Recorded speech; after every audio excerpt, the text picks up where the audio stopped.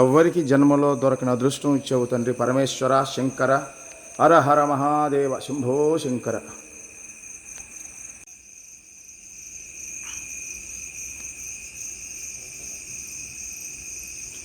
ఎంత బాగా కూర్చో ఉన్నారు నాయన, ఒకరి మించి ఒకరా. ఒక ఆమె శివయ్య, ఒక ఆమె పార్వతమ్మ.